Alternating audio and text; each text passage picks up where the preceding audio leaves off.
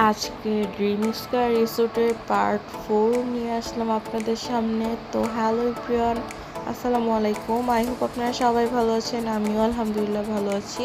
Welcome to my new blog জয়েরিয়াস every episode.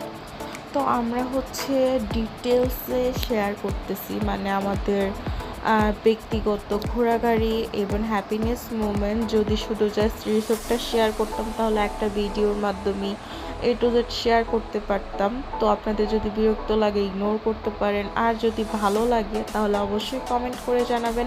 আর আপনাদের comment দেখে সত্যিই আমি অনেক স্যাটিসফাইড, ইভেন অনেক অ্যাপ্রিসিয়েট হই আপনাদের সাথে সব কিছু শেয়ার করার জন্য। তো যাই হোক, তো আমরা সুইমিং থেকে এসে খাওয়া দাওয়া করে দুপুরে দেখি এরকম ঝড় তুফান ছিল যা আপনাদের ভিডিওতে দেখালাম। দেন একটু ঝড় তুফান কমার পর সন্ধ্যার আগ মুহূর্তে আমরা বের হয়ে গেলাম।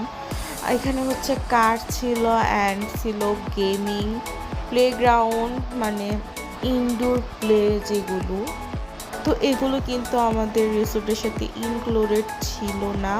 এগুলি আলাদা চার্জ দিয়ে তারপর খেলতে হয়।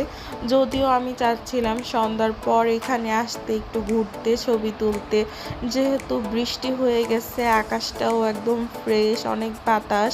কিন্তু আমার ছেলের এগুলো দেখে পুরাই মাথা নষ্ট। সে কোনো খেলাধুলা করবে না বা বাহিরে ঘুরবে না, সে এখানেই খেলবে। তো বাসায় তার বাইক চালায় মন ভরে না, তো সে এখানে আসছে, এখানেও তার বাইক চালাতে হবে। তাই আমরা প্ল্যান করছি এখন থেকে যে কোনো রিসোর্টে বা যে কোনো জায়গায় গেলে ওর বাইক কার যা আছে সব আমাদের গাড়িতে করে নিয়ে আসব, যেন এক্সট্রা খেলার পরেও ও ওর নিজেরটা দিয়ে খেলতে পারে।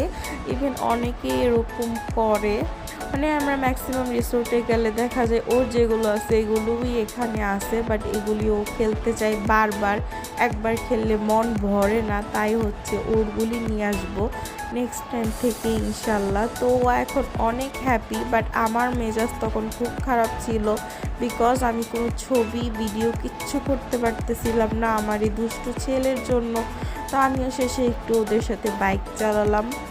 দেন সন্ধ্যা তো হয়েই গেছে, তো ওদের রাতের ভিউটাও কিন্তু খুবই খুবই সুন্দর। আর আমার ছেলে এত ক্র্যাঙ্কি হয়েছিল, মানে একদম ঘাওড়া টাইপের কিছু বেবি আছে না, ওই টাইপের।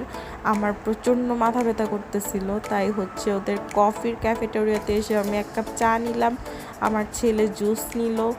দেন আমরা এখন একটু ঘুরতেছি, যদিও তখন ঠিক সন্ধ্যার আগ মুহূর্তে, ক্যামেরাতে বোঝা যাচ্ছে না। তো এখন খুবই হ্যাপি, তার মন মেজাজ সব কিছু ভালো হয়ে গেছে।